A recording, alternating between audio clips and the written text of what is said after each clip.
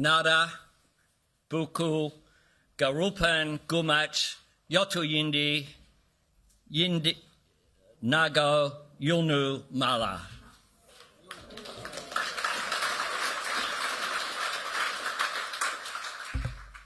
I acknowledge the people of the Yolngu Nation. I recognise all the elders, leaders and families who have made great contributions to our nation. In particular, I acknowledge the Gumarsh clan, whose lands we are meeting on today.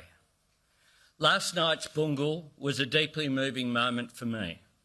It was an honour to bear witness to dance and song and story and tradition, tracing back some 60,000 years. As the breeze came across me, your ancestors' presence in these lands and waters makes real your 60,000 years and more custodianship of this land. And I was also grateful for the chance to meet again with Galloway and share in his wisdom, to talk about the opportunities and the challenges in this very special part of Australia. Friends, I am delighted to be back at Garma for my 4th visit, and I am delighted that Garma is back. Here, on what is, was, and always will be Aboriginal land,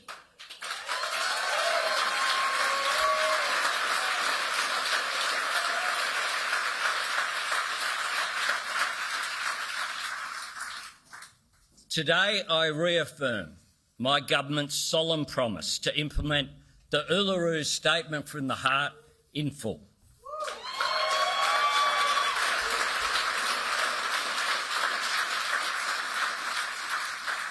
I'm joined by my colleagues, Linda Burney, the Minister for Indigenous Affairs,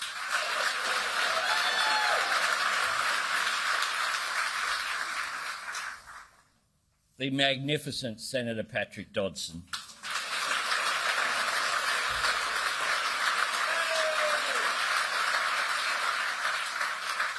he'll keep me on track, don't worry about that, Special Envoy for Reconciliation and the implementation of the Uluru Statement from the Heart, Senator Malarndirri McCarthy, the Assistant Minister for Indigenous Australians and Indigenous Health,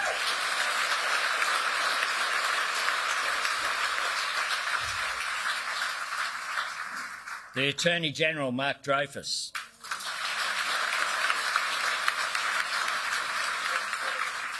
Luke Gosling, the Member for Solomon, the Northern Territory's Chief Minister Natasha Files,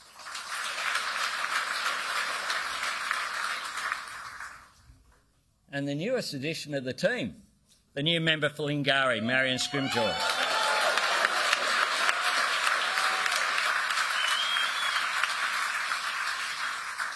And in the spirit of cooperation, which is so necessary, can I acknowledge the Shadow Minister for Indigenous Affairs and the Shadow Attorney-General, Julian Leeser.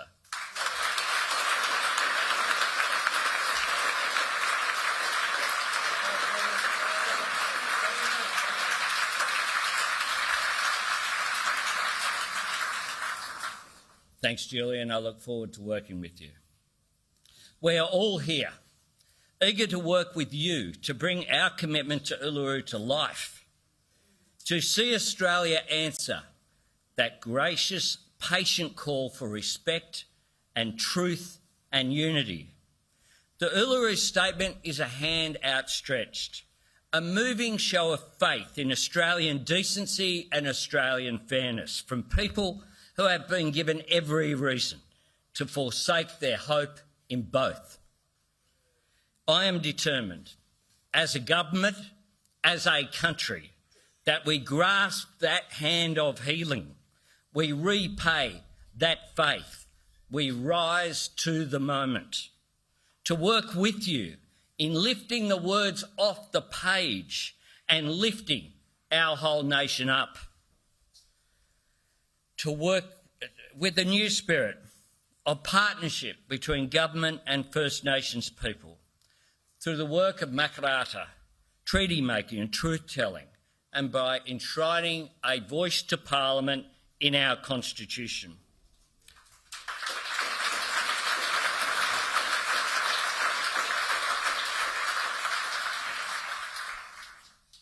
We approach these tasks and the work of constitutional change with humility and with hope.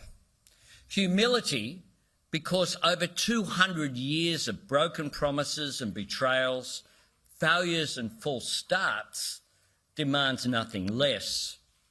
Humility because so many times the gap between the words and deeds of governments has been as wide as this great continent. But also hope. Hope in your abilities as advocates and campaigners, as champions for this cause. And hope because I believe the tide is running our way. I believe the momentum is with us as never before.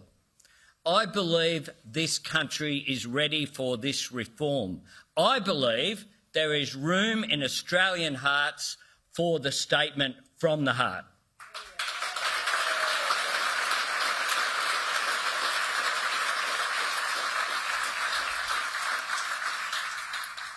We are seeking a momentous change, but it is also a very simple one.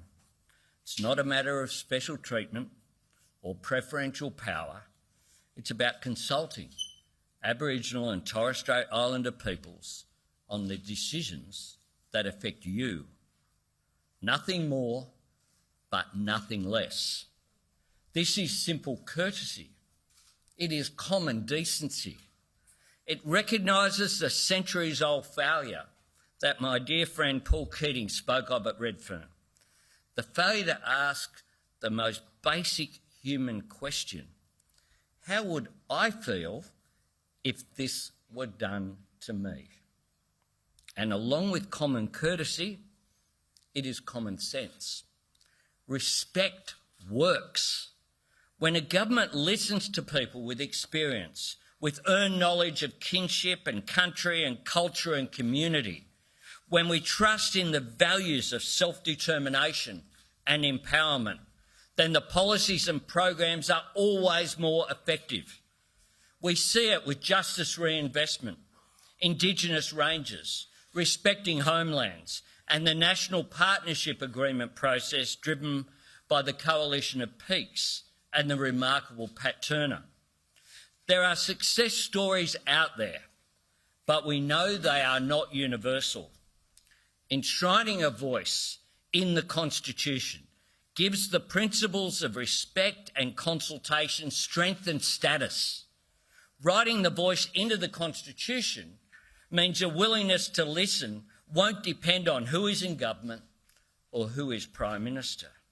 The voice will exist and endure outside of the ups and downs of election cycles and the weakness of short-term politics. It will be an unflinching source of advice and accountability, not a third chamber, not a rolling veto, not a blank cheque, but a body with the perspective and the power and the platform to tell the government and the Parliament the truth about what is working and what is not. To tell the truth with clarity, with conviction, because a voice enshrined in the Constitution cannot be silenced. Friends, I believe the best way to seize the momentum is by settling as soon as possible on the referendum question that will be put to the people of Australia.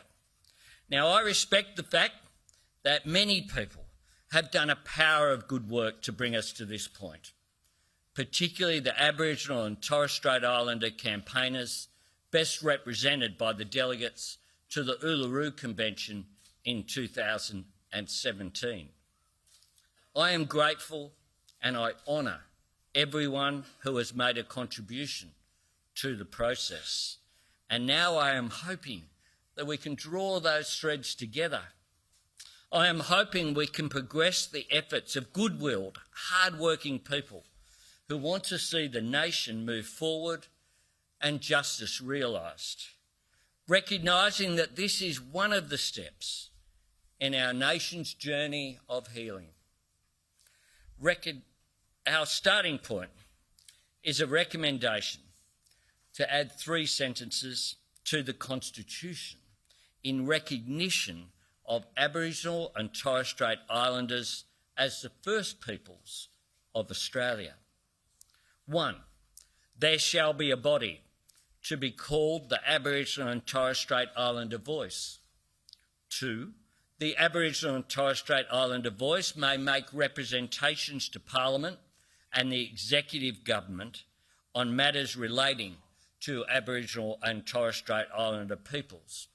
And 3, the Parliament shall, subject to this Constitution, have power to make laws with respect to the composition, functions, powers and procedures of the Aboriginal and Torres Strait Islander Voice. These draft provisions can be seen as the next step in the discussion about constitutional change. This may not be the final form of words, but I think it is how we can get to a final form of words. In the same way, alongside these provisions, I would like us to present the Australian people with the clearest possible referendum question. We should consider asking our fellow Australians something as simple but something as clear as this. Do you support an alteration to the Constitution that establishes an Aboriginal and Torres Strait Islander voice? A straightforward proposition, a simple principle, a question from the heart. We can use this question and the provisions as the basis for further consultation, not as a final decision, but as the basis for dialogue, something to give the conversation shape and form. I ask all Australians of goodwill to engage on this. Respectfully, purposefully, we are seeking to secure support for the question and the associated provisions in time for a successful referendum in this term of Parliament.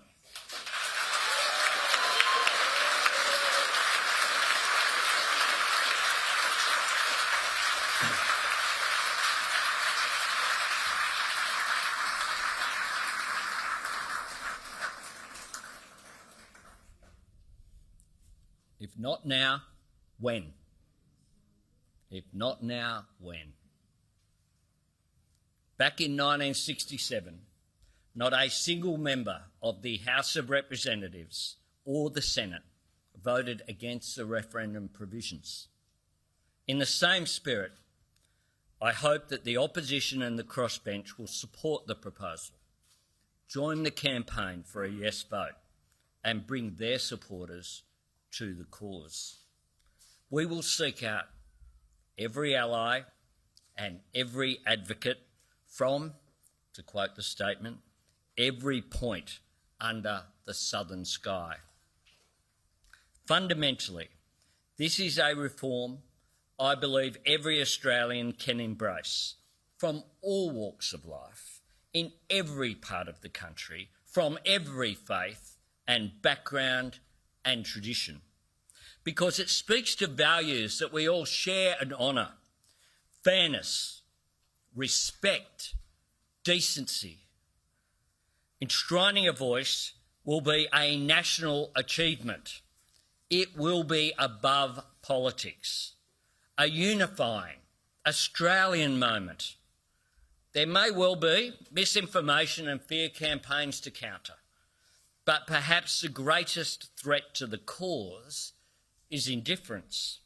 The notion that this is a nice piece of symbolism, but it will have no practical benefit, or that somehow advocating for a voice comes at the expense of expanding economic opportunity or improving community safety or lifting education standards or helping people get the health care they deserve or find the housing that they need. Championing a voice won't stop us from upgrading all-weather roads, so communities can get the supplies and services that they need. It won't delay our plan to train 500 new Aboriginal healthcare workers. It won't stand in the way of our new investments in life-saving kidney dialysis treatment. Let us all understand this very clearly. Australia does not have to choose between improving people's lives and amending the Constitution. We can do both, and we have to.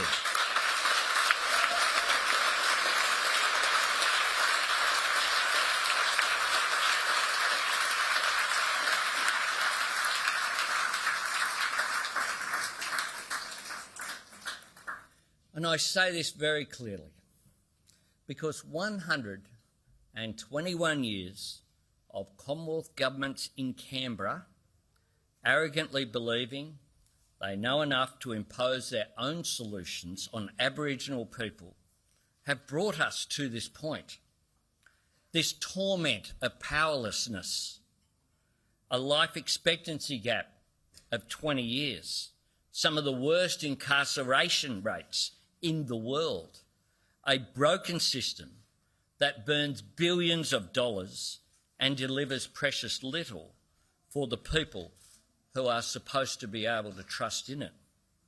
And if governments simply continue to do the same thing and insist they know better, then things will get worse.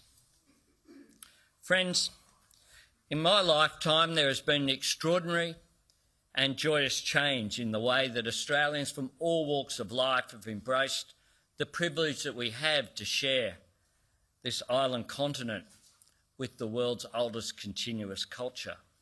We have cast aside the discriminatory fiction of terra nullius and offered a national apology to the stolen generations. We have said sorry and begun the task of making good. States and territories are embarked on agreement making, truth-telling and the work of treaty. First Nations people sit in our parliaments in record numbers and serve as ministers. Our environment benefits from the wisdom of people who have cared for it and thrived in it through hundreds of generations. The cult of forgetfulness, the great Australian silence that dishonoured our history, has been broken by a chorus of song and language and art and sport and celebration. You haven't just witnessed that change, you've fought for it, you've championed it. You've been the spark and carried the fire to every corner of this vast country. And I believe Australians, as fair-minded people, recognise that if we want to share in the riches of 60,000 years of history and tradition, then we also share in the responsibility for helping First Nations people build and own a better future. Because we are all diminished, all of us, when First Nations people are denied their right to a happy and fulfilling life, denied the chance to play a full part in the life of our great country. We are all diminished and we are all involved. And soon, all of us, every one of us, will have the chance to exercise our democratic right and our basic human responsibility to vote for something better, to have a sense of ownership over the change that this country so desperately needs. Friends, a referendum is a high hurdle to clear. You know that, and so do we. So do we. We recognise the risk of failure, but we also recognise the risk of failing to try. We see this referendum as a magnificent opportunity for Australia. I am optimistic that this historic decision, this long overdue embrace of truth and justice and decency and respect for First Nations people will be voted into law by the people of Australia. The voice of the Australian people will create a voice to Parliament.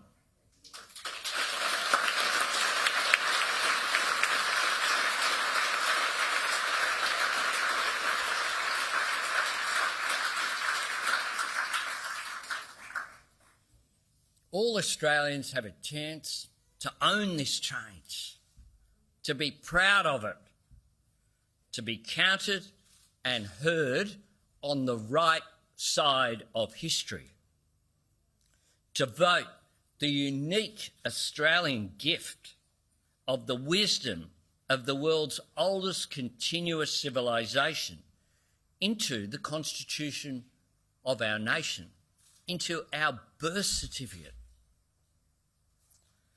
My optimism for the success of this referendum derives from my optimistic view of the Australian character. And I am hopeful in years to come, when we gather here at Garma, we will be able to measure that success, not just by the number of people who vote for a voice, but by the lives that the voice helps to change. The communities it empowers, the opportunities it creates, the justice it delivers, the security it will bring to First Nations people around our country. I am determined for us to succeed in this great project, and working together with humility, with hope, I am absolutely sure that we can. Thank you very much.